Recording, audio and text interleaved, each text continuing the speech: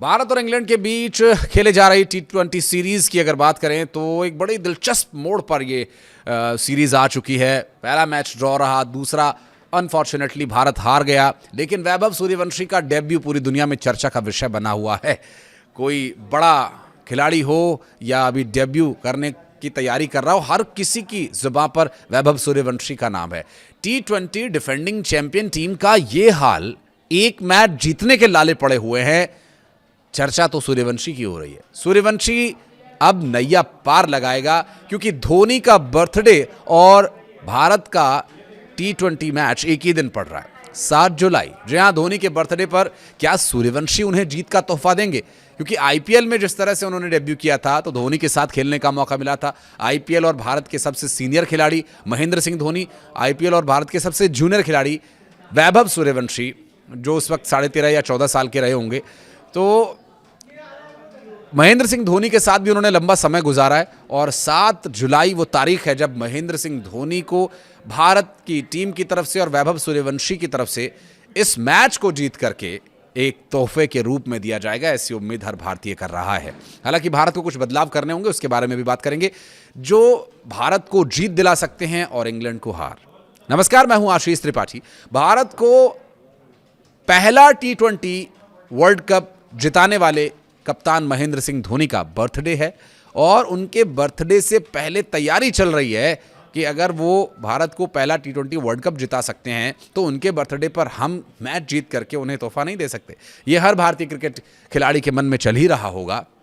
और इंग्लैंड के साथ तीसरा T20 मैच 7 जुलाई को खेला जाना है और ऐसे में श्रेयस अय्यर की जो तैयारी है उस पर भी बात करेंगे, लेकिन उससे पहले 7 जुलाई महेंद्र सिंह धोनी के हैप्पी बर्थडे पर इत्तेफाकन भारत और इंग्लैंड का ये मैच भी होना है और वैभव सूर्यवंशी की कोशिश होगी कि वो इस मैच को जीत करके धोनी को ट्रिब्यूट दें। और धोनी जैसा सफल कप्तान तो अब तक भारतीय टीम में आया नहीं है, जिसने तीनों ही फॉर्मेट्स में टीम इंडिया को नंबर 1 के पायदान पर लाकर खड़ा कर दिया था। क्या वनडे मैच और क्या T20 मैच और क्या टेस्ट मैच। इस वक्त भारत की जो थोड़ी सी नैया डगमगाई है, लड़खड़ाई है, वो उम्मीद है कि 7 जुलाई से वापस ट्रैक पर आ जाएगी और अपनी रफ्तार पकड़ेगी।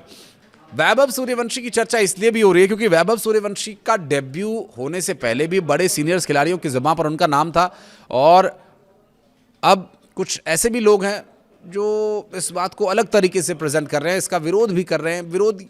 हालांकि विरोध थोड़ा भारी शब्द हो जाएगा, इसको लेकर के सवाल उठा रहे हैं, ऐसा भी कह सकते हैं। वैभव का डेब्यू सीनियर प्लेयर्स का एक बड़ा धड़ा जो इसके काफ़ी खुश है, इंक्लूडिंग सुनील गावस्कर सनी साहब, तो कुछ लोग इस पर सवाल भी उठा रहे हैं। पहले सुनील गावस्कर साहब की वो कमेंट्री मुझे याद आती है जो पहले मैच में जब उनका डेब्यू हुआ था इस T20 सीरीज़ का, तो वो दूसरा मैच था। हालांकि सूर्यवंशी का पहला मैच था और डेब्यू मैच था और 15 साल से कुछ दिन ज़्यादा उम्र का खिलाड़ी जो डेब्यू कर रहा है, ऐसा पूरे इतिहास में पहली बार हुआ और भारतीय क्रिकेट के इतिहास में भी ये पहली बार हुआ। और सूर्यवंशी की बैटिंग का स्टाइल जो है वो बहुत पसंद आता है सीनियर्स को, खास करके सुनील गावस्कर साहब को। मैं देख रहा था मैच, तो उस वक्त वो जब कमेंट्री कर रहे थे तो वैभव सूर्यवंशी ने जब जोफ्रा आर्चर की गेंद पर 6 लगाया तो उस 6 को देखकर वो इतने एक्साइटेड हो गए, इतने खुश हो गए कि उस गेंद को देख करके वो खुद को रोक नहीं पाए और वो गीत गुनगुनाने लगे। उन्हें याद आ गया कि वो गीत कि चली चली रे पतंग, उड़ी उड़ी रे पतंग, ऐसा कुछ उन्होंने गुनगुनाया था गीत। और फिर ये सब कुछ देख करके जाहिर है कि वैभव सूर्यवंशी का स्टाइल ऑफ बैटिंग कितना लोगों को पसंद आता है और बहुत सारे एक्सपर्ट इस पर डिटेलिंग कर रहे हैं। कोई ये कह रहा है कि वो एक गोल्फर की तरह शॉट लगाते हैं, कोई कह रहा है कि वो बेसबॉल खिलाड़ी की तरह बैट स्विंग करते हैं, जिसकी वजह से उन्हें बहुत टाइम मिलता है बॉल खेलने के लिए।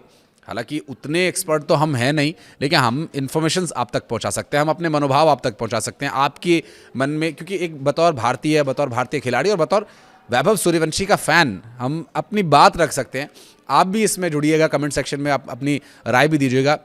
सूर्यवंशी के डेब्यू पर सवाल उठाने वाले खिलाड़ियों की बात करें तो वो सवाल दरअसल वैभव सूर्यवंशी के डेब्यू को लेकर नहीं है, सवाल संजू सैमसन को न खिलाने को लेकर उठाया गया। अब घुमा फिरा करके देखिए, बात तो वही है, क्योंकि अगर वैभव सूर्यवंशी खेलेंगे तो किसी न किसी को तो बाहर डगआउट में बैठना पड़ेगा।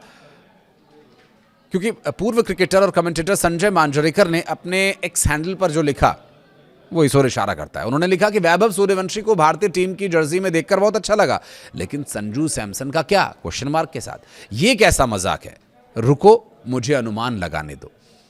शायद संजू चोटिल है, उम्मीद करता हूं उन्हें चोट के कारण ही बाहर बिठाया गया होगा, या फिर ये सबसे अजीब चुनाव है। कोई चोट नहीं लगी है, वो सिर्फ एक उनका जेस्चर है, बताने का तरीका है। अगर आप वैभव को टीम में लाना ही चाहते थे, संजू आसानी से तीसरे नंबर पर बैटिंग कर सकता था, उन्होंने अपने पोस्ट में लिखा। भारत और इंग्लैंड के बीच खेले गए दूसरे टी20 मैच से संजू को बाहर किए जाने पर पूर्व क्रिकेटर दिनेश कार्तिक ने भी अपनी निराशा जताई। कार्तिक का मानना है कि वैभव सूर्यवंशी अभी इंतजार कर सकते थे। कमेंट्री के दौरान उन्होंने कहा कि मुझे संजू को लेकर के बुरा लग रहा है, वो आपका मोस्ट वैल्यूएबल प्लेयर था, जिसने कुछ महीने पहले आपको टी20 विश्व कप के 3 नॉकआउट मैचेस में अकेले दम पर जीत दिलाकर चैंपियन बनाया था। आपने उसे इसलिए बाहर कर दिया ताकि वैभव को किसी तरह से टीम में लाया जा सके। यह एक ऐसा चुनाव है जिसकी मुझे उम्मीद नहीं थी।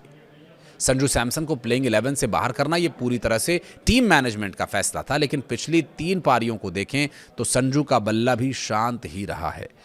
आयरलैंड के खिलाफ टी20 मैचेस में वो सिर्फ 5 ही रन बना पाए थे। इसके बाद इंग्लैंड के खिलाफ टी20 मैच में पहले मैच में 1 ही रन बना सके, और शायद इस वजह से भी मैनेजमेंट को लगा कि उनकी जगह वैभव को एक मौका दिया जाना चाहिए। देखिए, यहाँ पर एक बात मैं आपको और याद दिला दूँ। आपको याद होगा कि थ्रू आउट टी20 वर्ल्ड कप वो लगातार फेल हो रहे थे। 1-2 मैचेस के लिए उन्हें जब बाहर किया गया और फिर जब वो वापस आए तो फिर वो अपनी फॉर्म में आए। ये संजू सैमसन, जैसे बजरंगबली को उनकी शक्तियों को याद दिलाना पड़ता है ना, तो उसी तरह से संजू सैमसन को भी याद दिलाना पड़ता है कि आप क्या हैं और आप क्या कर सकते हैं। चिट्टा अनबिलीवेबल प्लेयर हैं, इसमें कोई दो राय नहीं है। और वो 10 बॉल अगर खेल जाते हैं तो 11वीं बॉल से जब वो तोड़ाई करना शुरू करते हैं तो फिर उन्हें रोकना बहुत ही मुश्किल हो जाता है। टी20 मैचेस में 100 तक वो जाना, 90s तक उनका जाना, ये सभी जानते ही हैं। और ठीक है, आप सीनियर प्लेयर्स की राय अपनी जगह बिल्कुल सही हो सकती है, लेकिन बतौर एक आम नागरिक, एक आम क्रिकेट के फ़ैन के तौर पर, टीम इंडिया के सपोर्टर के तौर पर अगर देखें तो संजू सैमसन का जो भाव है वो भी कुछ इसी तरह से रहता है। जब उन्हें एक मैच के लिए बाहर किया जाता है तो फिर वो थोड़ा सा छटपटाहट उनमें दिखाई देती है, और फिर जब उन्हें दोबारा मौका मिलता है तो फिर वो और भी बेहतर प्रदर्शित करके दिखाते हैं, अपनी बैटिंग में निखार ला कर दिखाते हैं। हो सकता है ये जो दूसरा टी20 मैच था ये वही मैच हो। तीसरे मैच में हो सकता है संजू सैमसन खेलें, लेकिन अगर वो खेलते हैं तो कौन बाहर होगा? बहुत लंबी लिस्ट है। Abhishek Sharma, Vaibhav Suryavanshi opening slot. अगर 3rd नंबर पर संजू सैमसन खेलते हैं, श्रेयस अय्यर, शिवम दुबे, तिलक वर्मा। लेकिन जो जिम्मेदारी हर्षित राणा ने पहले मैच में निभाई थी, दूसरे मैच में बहुत उतना अच्छा नहीं रहा, लेकिन जिस तरह की बैटिंग 15, 16, 17 ओवर में हमने देखी दूसरे मैच में, उस तरह की बैटिंग मिडिल ऑर्डर पूरी तरह से फेल नज़र आया। और टी20 मैच है, हालांकि हर बॉल पर 6 मारना इस मैच का एक playing of style of playing है, लेकिन अभी जो स्थिति है उसे देखते हुए अगर भारत की पिच ठीक अलग तरह से खेलती थी, इंग्लैंड में अलग तरह की बैटिंग पिच रहती है, फिर भी ये टी20 मैच है, आपको कम से कम 16वें ओवर से, नहीं तो 17वें ओवर से, नहीं तो कम से कम आखिर के 2 ओवर्स में कम से कम 40 से 50 रन अगर आप जुटाएंगे तभी आप अच्छा स्कोर कर पाएंगे। और सामने वाली टीम को आप एक चेजेबल टोटल, अगर वो इस बारे में सोच भी रहे हैं कि भाई 190 है, हम चेज कर लेंगे, कोशिश कर सकते हैं, जीत सकते, तो जाहिर है कि उसमें वो कामयाब होंगे। लेकिन अगर आप 225, 220, 230, 240 का अगर आप टोटल सामने वाली टीम के सामने रखेंगे तो उनके हौसले भी पस्त होंगे, वो कितना भी ट्राई करेंगे तो उनके लिए बहुत मुश्किल होगी। तो ऐसे में ये परिस्थितियां भारतीय क्रिकेट के लिए अब अनुकूल हो रही हैं। और जैसा कि वैभव का बाहर के पिचेस पर खेलने का जो अनुभव नहीं होना है, शायद वही उनकी स्ट्रेंथ बन जाए। और फिर खेलने की उनकी बैटिंग देखकर, वो एक भी 6 मारते हैं, एक भी शॉट खेलते हैं, तो वो भी बहुत अच्छा लगता है, देखने में बड़ा दर्शनीय लगता है। जैसा एक समय में वीरेंद्र सहवाग को देखकर लगता था, हर बॉल पर 6 मारना उनका भी एटीट्यूड था। वो तो बहुत सीनियर्स की तरफ से, सचिन तेंदुलकर की तरफ से बार बार उन्हें समझाया जाता था कि अभी बहुत सारी गेंद है, आराम से खेलो, तो वो थोड़ा सा अपना एक आध बॉल रोक करके सम्मान कर देते थे। लेकिन बहुत अच्छी गेंद पर बहुत अच्छे शॉट्स वो मारते थे, और वही जो काबिलियत है वैभव सूर्यवंशी में, और रेस टू द पावर 10 है।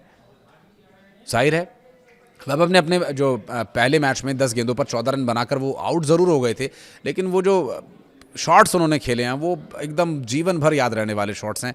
और कुछ प्ले एंड मिस भी उनका देखने को मिला था, लेकिन उनके दूसरे मैच में और सीरीज़ के तीसरे मैच में वैभव सूर्यवंशी अगर खेलते हैं तो पावर प्ले में ज़बरदस्त रन होने वाले हैं। टीम इंडिया ये मैच जीतने वाली है वैभव सूर्यवंशी की बदौलत। आप बॉलिंग डिपार्टमेंट में थोड़ा विचार करना होगा। एक तेज़ गेंदबाज प्रसिद्ध कृष्णा को भी खिला सकते हैं, या एक तेज़ गेंदबाज एक ऐड करना चाहिए। स्पिनर आप 2 ही रखें तो ज़्यादा बेहतर होगा। ये एक्सपर्ट्स ने जो बातें कही हैं मैं उसको बता रहा हूँ। मेरा कोई क्रिकेटिंग एक्सपर्ट होने का कोई दावा नहीं है।